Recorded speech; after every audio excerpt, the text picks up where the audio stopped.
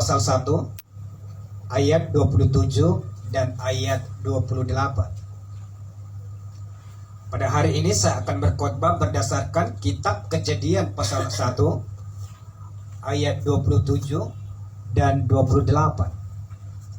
Yang olehnya saya akan berkhotbah dengan judul sesuai dengan tema yang diberikan, tugas dan tanggung jawab orang percaya.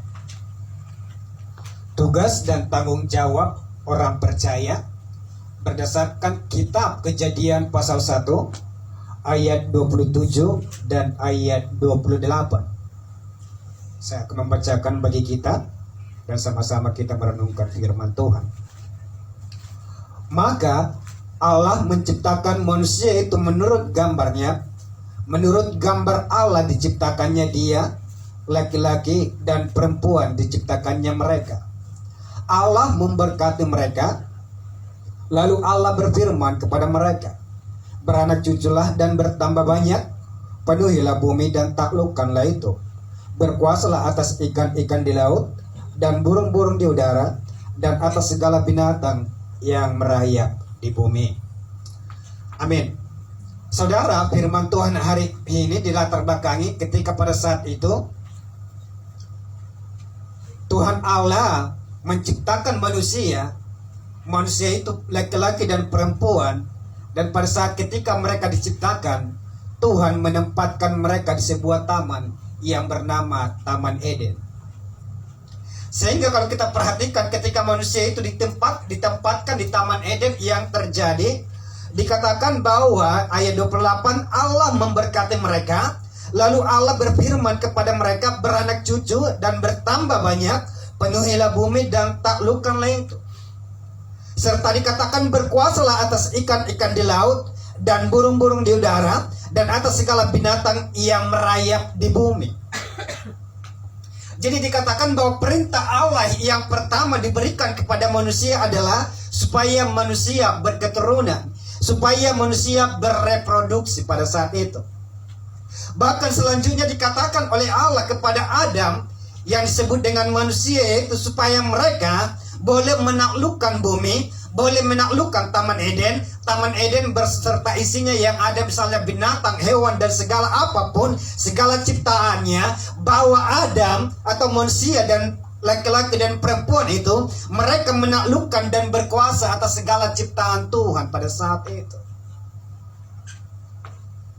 Allah memberikan tugas dan tanggung jawab kepada manusia untuk mereka beranak cucu, untuk mereka dapat menaklukkan keadaan, dan juga mereka dapat berkuasa untuk segala ciptaan Tuhan.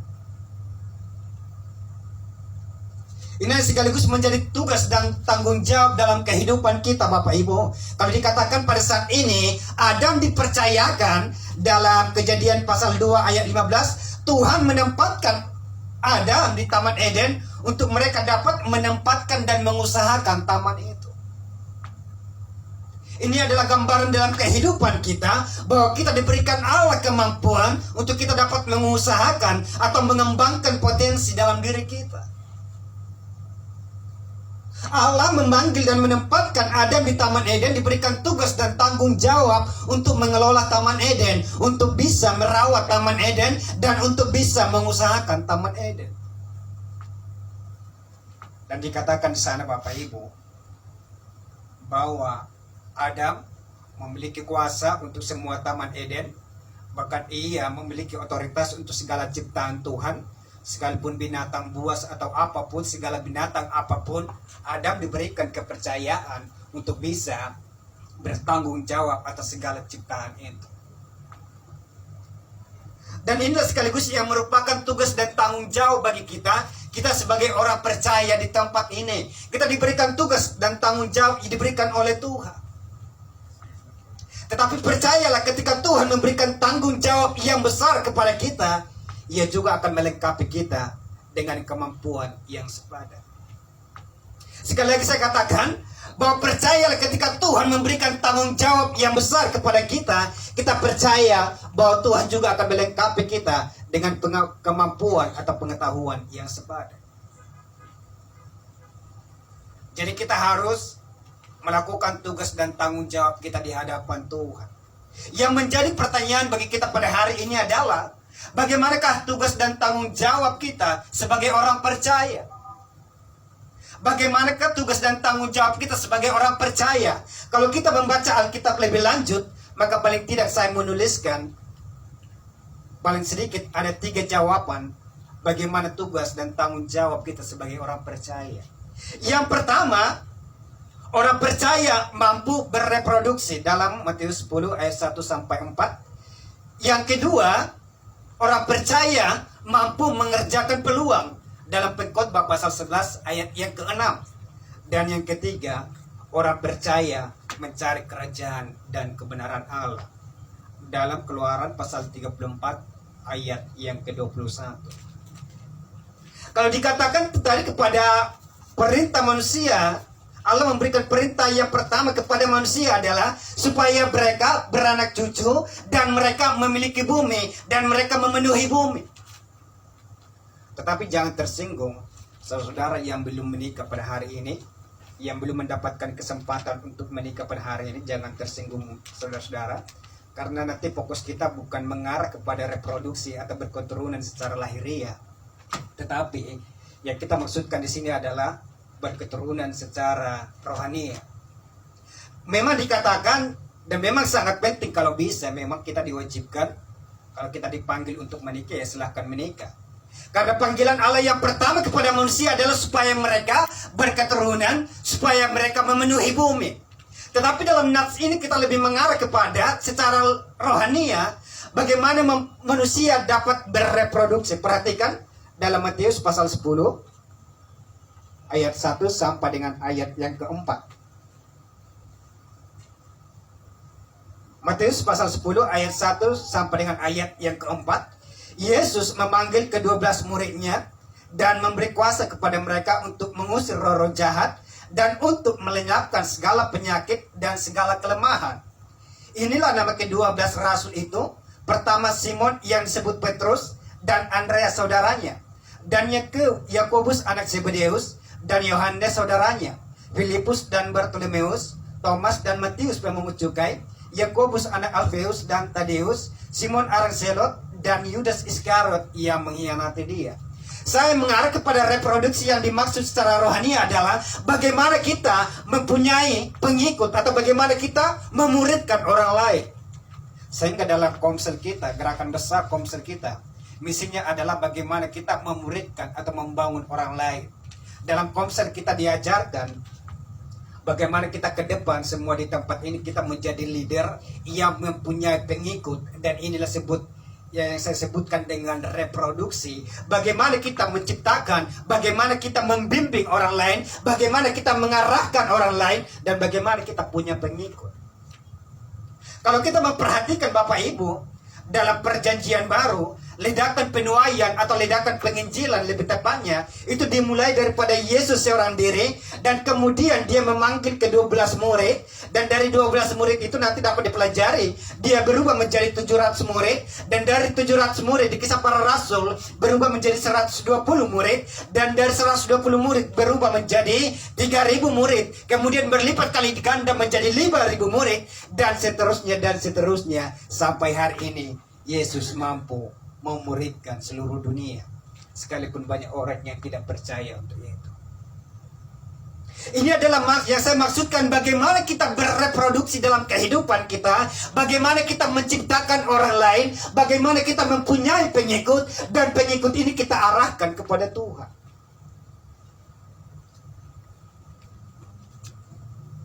Bagaimana kita membimbing orang lain supaya mereka mengenal Tuhan. Sekalipun saya tadi katakan bahwa penting kita, kalau misalnya kita dipanggil untuk berkeluarga, untuk punya keturunan, itu sangat baik, dan itu memang reproduksi yang secara lahiriah. Tetapi kalau secara rohani kita mempunyai pengikut, itu sangat penting, dan itu diwajibkan dalam kehidupan kita. Maka dalam komsel ini kita dipanggil bagaimana kedepannya kita harus menjadi pemimpin, dan sebagai seorang pemimpin harus lurus dulu sebagai seorang murid. Bagaimana kriteria seorang murid harus dipahami dulu, baru ke depan kita menjadi leader. Kita paham bagaimana kita memuridkan orang lain, bagaimana kita bisa memuridkan orang lain. Karena kita pahami tadi bahwa Yesus dari seorang diri, ia mampu memuridkan 12 murid, dan selanjutnya dia berubah ke seluruh dunia. Memang Allah menciptakan, berfirman pada Kejadian bahwa sebenarnya manusia itu tidak baik seorang diri. Makanya dia butuh pendamping, dia butuh teman, dia butuh penolong. Saat itu memang Adam, ketika perempuan itu belum diberikan pasangan bagi dia diperhadapkan dengan binatang yang lain atau hewan yang lain, tetapi dia melihat memang tidak ada yang sepadan dengan dia. Makanya diharapkan bagi kita bagaimana kita bereproduksi adalah karena manusia itu tidak baik seorang diri. Kalau misalnya kita ada masalah, kita ada pergumulan, biasanya kita harus datang kepada leader kita, biasanya kita datang kepada orang yang kita percaya. Dan sebagai leader adalah tanggung jawab kita semua di tempat ini, Bapak Ibu. Bagaimana kita memuridkan orang lain, bagaimana kita mengarahkan orang lain kepada kebenaran.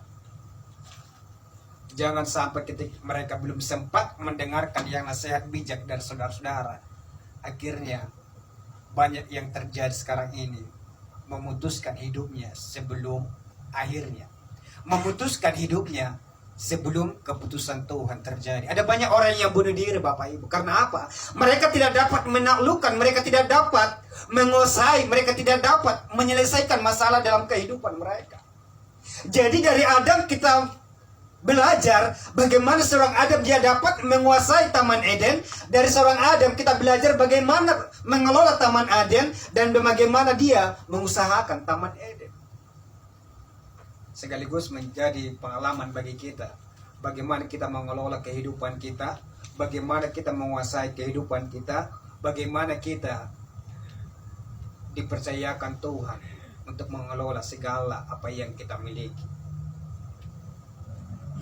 Itu yang pertama, bahwa tugas dan tanggung jawab kita sebagai orang percaya adalah orang percaya mampu bereproduksi. Karena demikian dikatakan Tuhan memanggil murid-murid, karena Yesus mau memuridkan yang 12, dan 12 bertambah menjadi banyak. Dan sama dengan kita pun, kita harus punya pengikut, dan punya pengikut sampai memenuhi bumi. Bukan hanya secara lahiriah dan saya katakan kita berketurunan supaya memenuhi seluruh bumi, bukan. Tetapi ketika kita memanggil memuridkan orang lain supaya bumi penuh dengan kemuliaan Tuhan, orang-orang percaya akan banyak yang diselamatkan, Bapak Ibu. Itu yang pertama, orang percaya mampu bereproduksi. Yang kedua, orang percaya mampu mengerjakan peluang. Bisa dibacakan bagi kita dalam Pengkhotbah pasal 11 ayat yang ke-6. Pengkhotbah pasal 11 ayat yang ke-6.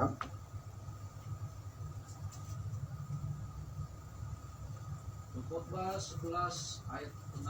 Begini firman Tuhan. Taburkanlah benihmu pagi-pagi hari, dan janganlah memberi istirahat kepada tanganmu pada petang hari, karena engkau tidak mengetahui apakah ini atau itu yang akan berhasil, atau kedua-duanya sama baik. Ya, dikatakan dalam nas ini adalah taburkanlah benihmu pagi-pagi hari, dan janganlah memberi istirahat kepada tanganmu pada petang hari, karena engkau tidak mengetahui apakah ini atau itu yang akan berhasil, atau kedua-duanya sama baiknya.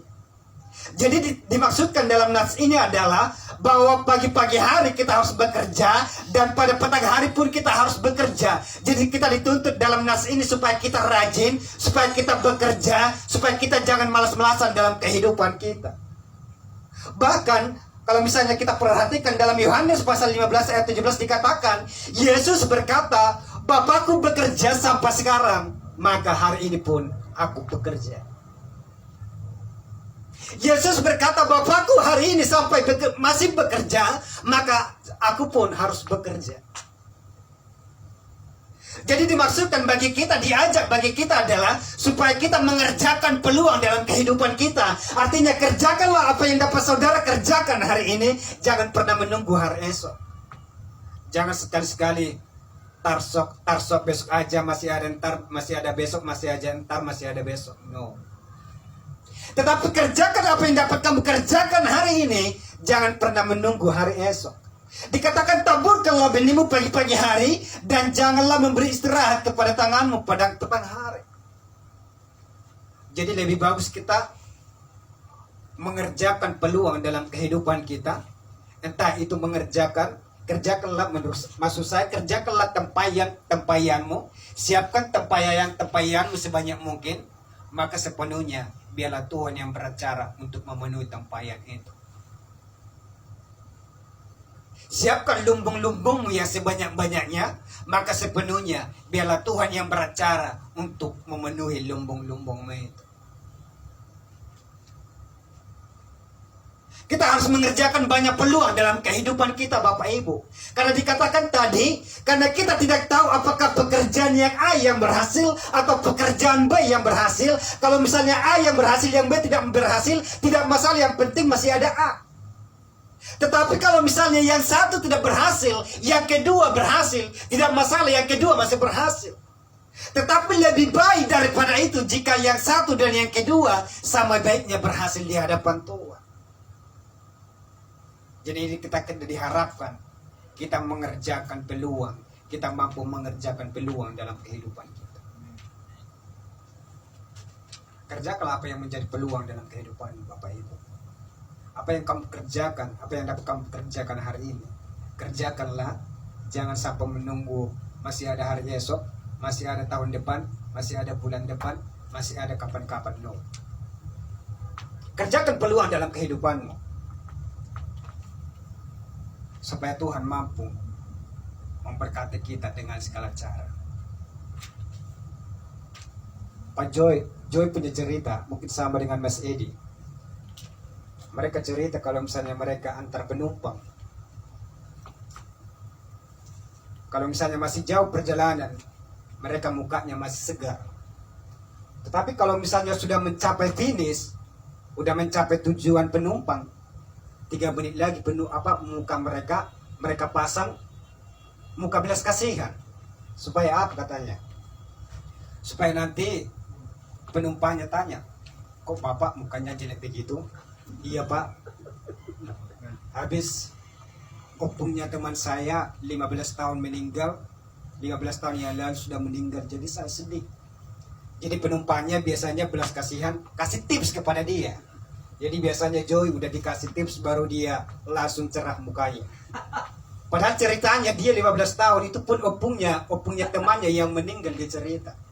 Itu merupakan sebuah peluang bagi dia supaya orang lain bisa melihat, wah ini muka belas kasihan, wah ini muka jelek banget, sepertinya layak untuk dibelas kasihani. Enggak tahu Mas Edi juga sama Bapak Ibu.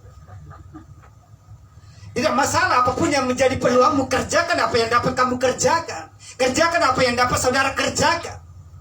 Dan kita harus memang menciptakan banyak peluang dalam kehidupan kita. Kita harus menciptakan banyak peluang dalam kehidupan kita, karena kita tidak tahu peluang yang mana yang akan berhasil dalam kehidupan kita. Kita tidak tahu pekerjaan yang mana yang akan memberikan untung kepada kita. Saya sangat tertarik dengan salah seorang dari orang terkaya dunia.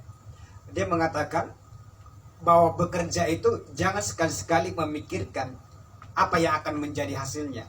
Atau tanda kutip, jangan sekali-sekali memikirkan uangnya, jangan sekali-sekali memikirkan targetnya, jangan. Tetapi, dan saya tambahkan, tetapi bekerjalah, karena bekerja merupakan sebuah tanggung jawab dalam kehidupan kita.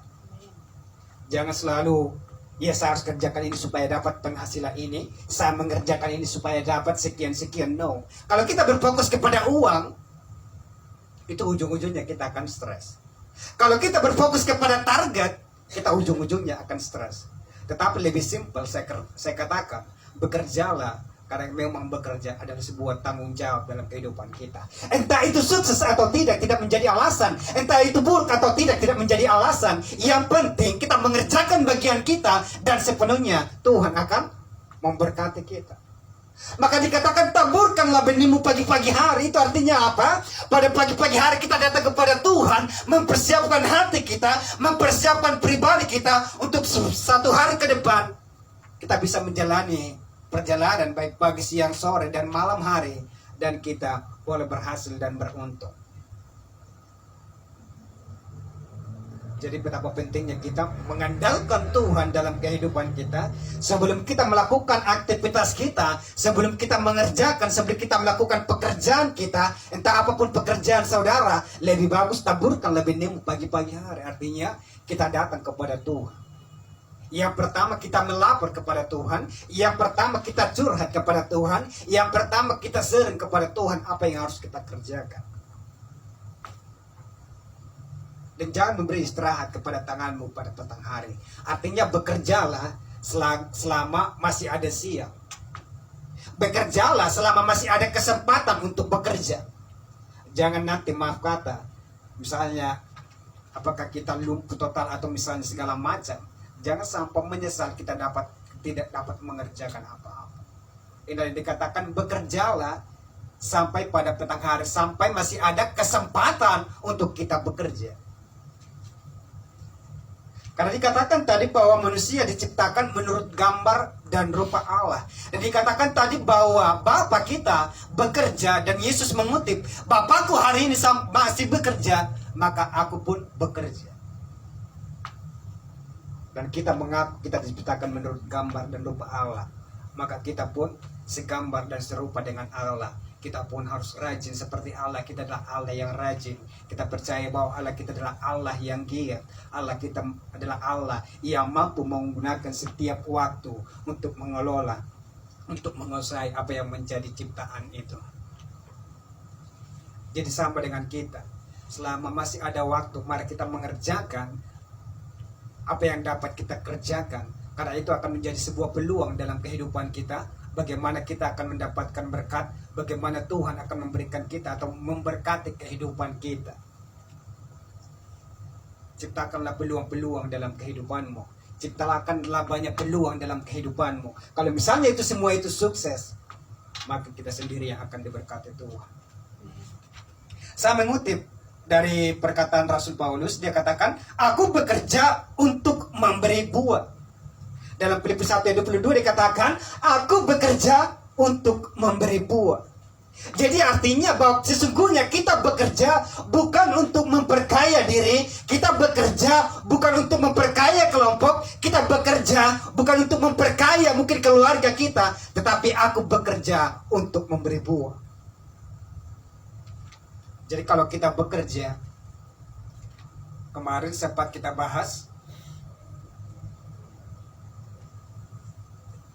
kemarin pengkhotbah sempat membahas bagaimana ketika seorang Simon dia diberkati Yesus dengan banyak ikan, dan ketika perahunya penuh, dia memanggil teman-temannya dan dia juga memberkati teman-temannya dengan berkat yang sama, kapal-kapal mereka juga sampai penuh.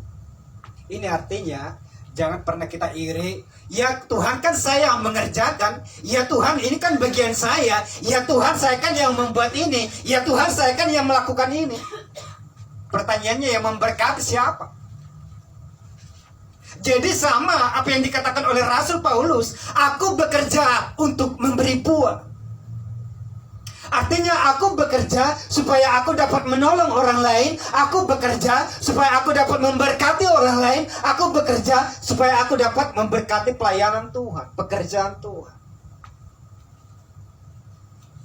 Bekerja bukan untuk memperkaya diri, bekerja bukan untuk memperkaya kelompok, bekerja bukan untuk kepentingan sepihak, tetapi bekerja untuk kepentingan orang lain juga. Kita bekerja untuk kepentingan orang lain juga. Jangan pernah malas dalam kehidupanmu. Kalau dalam Amsal 6 ayat 6 dikatakan di sana, bagaimana seorang pemalas itu digambarkan atau disuruh belajar kepada seekor semut. Bagaimana perhatikan dalam Amsal 6 ayat 6 dikatakan, hai pemalas, pergilah kepada semut, perhatikan lakunya dan jadilah bijak. Adalah sebuah ilustrasi bagaimana seorang pemalas dituntut untuk belajar kepada seekor semut. Karena apa? Karena saking malasnya. Kalau semut itu dia mampu mengelola kehidupannya sepanjang satu musim ke depan. Kalau misalnya tidak ada musim makanan, dia sudah mempersiapkan apa yang harus makanannya sepanjang satu musim ke depan. dia dengan rajin sekalipun dia kecil, dia rajin untuk mempersiapkan kehidupannya sepanjang satu musim ke depan. Dia tetap rajin untuk mengumpulkan sekalipun memang itu beban itu berat dalam kehidupan dia, tetapi ia tetap rajin karena ia rajin dan akhirnya terkumpul juga. Sehingga satu musim itu dia tetap dapat bertahan hidup. Sehingga kitab Amsal mengajarkan supaya seorang pemalas dapat belajar kepada seekor semut. Perhatikanlah semut dan jadilah bijak. Artinya supaya kita jangan malas dalam kehidupan kita. Dan saya katakan bahwa malas adalah sebuah dosa besar di hadapan Tuhan. Bahwa malas adalah sebuah dosa besar di hadapan Tuhan.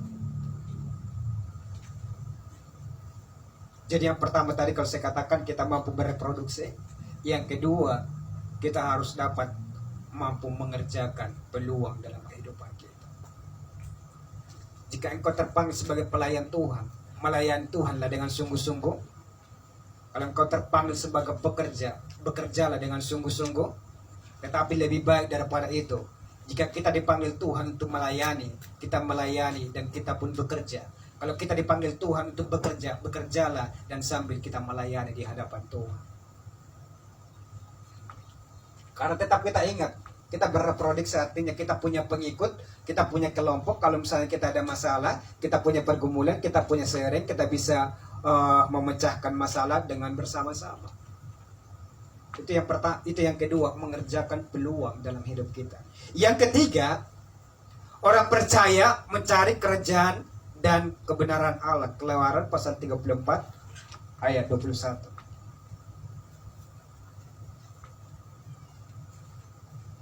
Keluaran pasal 34 ayat 21. Perhatikan kitab kita.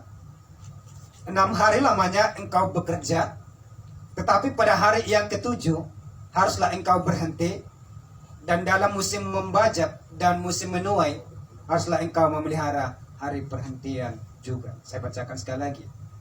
6 hari lamanya engkau bekerja, tetapi pada hari yang ketujuh haruslah engkau berhenti, dan dalam musim membajak dan musim menuai haruslah engkau memelihara hari perhentian juga.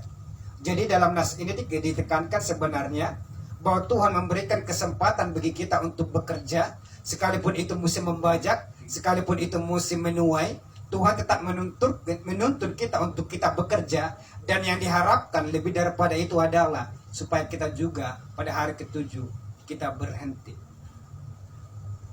Supaya juga kita pada hari ketujuh kita beristirahat, tanda kutip, kita beribadah kepada Tuhan. Tapi sahabat bilang, ada kebanyakan orang maunya surga, tetapi disuruh ibadah. Banyak orang yang malas datang ke gereja. Bagaimana mungkin saudara bisa mendapatkan, bagaimana mungkin orang lain bisa mendapatkan surga, sementara yang bagian-bagian kecilnya tidak bisa ditaati. Untuk beribadah kepada Tuhan malas, untuk beribadah kepada Tuhan tidak ada waktu, untuk beribadah kepada Tuhan kebanyakan sibuk. Makanya Tuhan menekankan untuk satu hari saja supaya manusia itu beristirahat, dan manusia beristirahat untuk mencari Tuhan. Mungkin sudah merupakan pemahaman atau pembelajaran yang kuno bagi Bapak Ibu. Kalau dalam Matius 6 ayat 33 dikatakan, carilah dahulu kerajaan Allah dan kebenarannya, maka semuanya akan ditambahkan kepadamu. Carilah dahulu kerajaan Allah dan kebenarannya, maka semuanya akan ditambahkan kepadamu. Jadi artinya kita perlu mencari Tuhan, perlu mencari kebenaran Tuhan, perlu mencari kerajaan Tuhan dalam kehidupan kita, supaya semuanya ditambahkan kepadamu. Kalau di sana berbicara tentang kerajaan Allah, artinya suatu pemerintahan Allah sebagai raja yang harus diagungkan dan dimuliakan, atau disebut dengan kekuasaan Allah. Jadi setiap ada berbicara tentang kerajaan Allah dalam Alkitab atau kerajaan surga, itu biasanya diartikan dengan kekuasaan Tuhan. Jadi kita mencari kerajaan Allah, kita mencari kuasa Tuhan dalam kehidupan kita, supaya sama tadi, seperti Adam berkuasa atas ciptaannya, kita pun berkuasa atas kehidupan kita. Kita mampu berkuasa atas setiap masalah dalam kehidupan kita. Dan kebenarannya diartikan sana, ia atau Tuhan membenarkan dan menyelamatkan orang berdosa sehingga berada dalam hubungan yang seharusnya sejajar dengan Allah. Sekali lagi bahwa kebenaran artinya ia Tuhan membenarkan dan menyelamatkan orang berdosa sehingga manusia itu sejajar dengan Allah. Jadi inilah artinya bahwa manusia diharapkan mencari kerajaan Allah dan kebenarannya. Artinya mencari kekuasaan dan bagaimana kita mencari kelayakan di hadapan Tuhan. Jangan kita hanya 1 hari diberikan untuk beribadah, kita sudah malas beribadah Bapak Ibu. Jangan kita hanya 2 jam beribadah, tetapi waktu kita tidak ada waktu untuk beribadah. Saya katakan pernah saya berkhotbah dari tempat ini. Ibadah itu merupakan sebuah harga mati dalam kehidupan kita. Ibadah itu merupakan sebuah harga mati dalam kehidupan kita. Karena orang Israel ketika di Mesir, hanya satu perintah Tuhan kepada orang Mesir pada saat itu, kepada Firaun dan CS pada saat itu, supaya Firaun dapat mengeluarkan, dapat mengizinkan orang Israel supaya mereka dapat beribadah kepada Tuhan. Supaya mereka dapat beribadah kepada Tuhan. Dan bahkan ada 10 tulah yang terjadi karena apa? Karena Firaun tidak mengizinkan orang Israel untuk beribadah kepada Tuhan. Dan yang terakhir, makanya Firaun akhirnya melepas ketika kematian sulung terjadi di Mesir. Akhirnya Firaun dengan terpaksa membebaskan orang Israel untuk beribadah kepada Tuhan. Jadi saya katakan bahwa beribadah merupakan sebuah harga mati dalam hidup kita. Jadi luangkan waktumu hanya beribadah kepada Tuhan. Luangkan waktumu hanya 2 jam beribadah kepada Tuhan. Orang terkaya Singapura, baru-baru ini dia mengatakan, namanya saya lupa, dia berbicara demikian, bahwa ternyata kekayaan yang sesungguhnya, kebahagiaan yang sesungguhnya dia tidak pernah dapatkan di dalam materi, tetapi dia didapatkan ketika dia dekat dengan Yesus. Orang terkaya Singapura mengatakan bahwa kebahagiaan yang sesungguhnya bukanlah harta materi, tetapi bagaimana kita dekat dengan Yesus. Dan garis bawahi Bapak Ibu, saya katakan bahwa keegoisan terbesar dalam diri manusia adalah ketika manusia hanya berfokus kepada diri sendiri. Ini menjadi penutup bagi khotbah hari ini. Keegoisan terbesar dalam diri manusia adalah ketika manusia hanya berfokus kepada diri sendiri. Bagaimana saya nanti kalau saya beribadah? Bagaimana saya nanti menghasilkan uang? Kalau nanti saya beribadah, bagaimana saya mengurus keluarga saya? Kalau nanti saya beribadah, ini peluang untuk mendapatkan berkat, untuk mendapatkan rezeki akan hilang. Kebanyakan orang karena berfokus kepada diri sendiri, karena berfokus kepada keluarga, akhirnya menghalalkan segala cara. Jadi ada 3 kunci bagaimana tugas dan tanggung jawab kita sebagai orang percaya. Yang pertama tadi apa? Orang percaya mampu berreproduksi. Yang kedua, orang percaya mampu mengerjakan peluang. Dan yang ketiga, orang percaya mencari kerajaan dan kebenaran Allah. Saya undang untuk pemain musik boleh maju ke depan untuk kita menyudahi pada kita pada hari.